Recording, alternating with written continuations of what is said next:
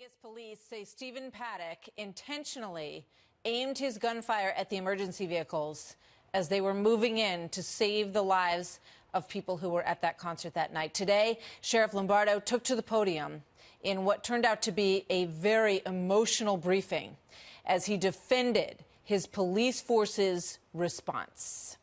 I still stand by the time of 21:59, 9:59. It wasn't inaccurate when I provided it to you. The circumstances associated with it is inaccurate.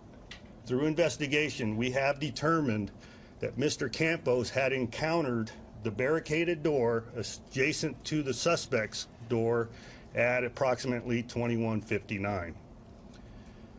In his attempt to gain entry to the 32nd floor, he required him to ascend to another level and eventually make access to the 32nd floor. When you culminate that timeline associated from the initial 21:59 to the 22:05 timeline that we are still stand by as the initial volley of fire, Mr. Campos received his wounds in close proximity to 22:05. There is no conspiracy between the FBI, between LVMPD, and the MGM. Nobody is attempting to hide anything. Quite an afternoon. Here now, retired Las Vegas Metropolitan Police Department Lieutenant and host of Blue Lives Radio, Randy Sutton. Randy, good evening to you. Good to have you with us tonight.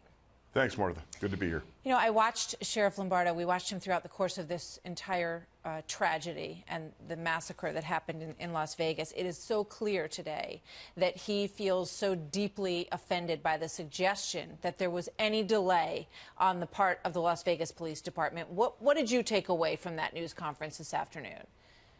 Well, a couple different things. One is that on the timeline that was so critical, this 6 minutes that we were talking about, he actually did contradict himself.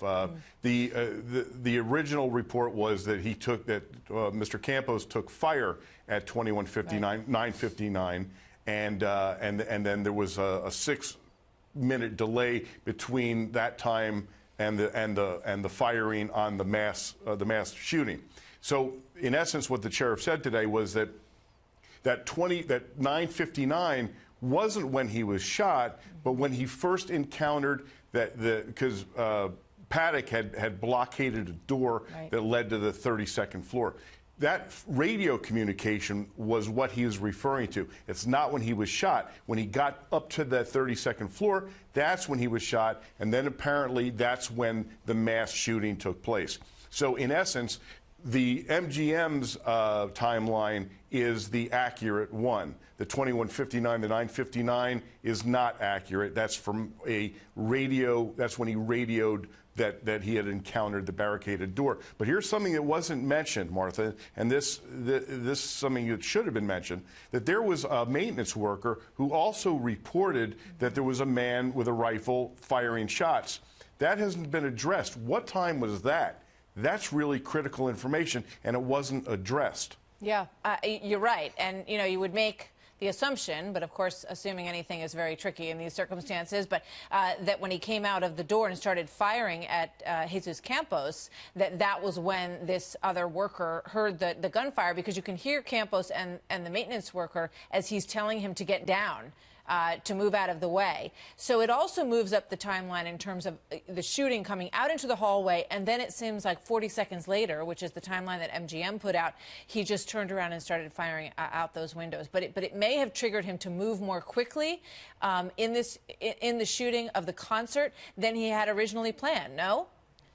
It's very possible. We don't know what he originally planned as far as, he clearly had to be done within a very short proximity because it was the last act of the show. Yeah. So that's well, there was some speculation by Mark Furman that he soon. might have wanted to wait until the lights came up and the show was over, which is what we saw happen in Manchester.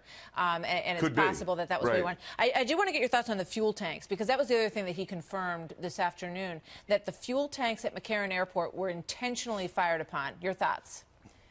Yeah, and that's very disturbing, of course. This guy wanted to commit as much mayhem and murder as he possibly could. And I guess he figured out after he fired a couple rounds at the tanks and they didn't explode that was a waste of time, which in essence it was because of the design of those tanks. But one thing I really want to impart here is what the sheriff said about the bravery of the Metro law enforcement officers. It was exceedingly brave. What those officers encountered was something unprecedented in law enforcement history. And I know personally from some of my friends who were there and partook in this incredible tragedy, that this was going to have a tremendous, long-lasting effect, and those men and women who responded did so with great professionalism and great bravery. And that was very emotional, and we're going to play that a little bit later in the program tonight. Randy Sutton, thank you so much for being here tonight. Thank you, Martha.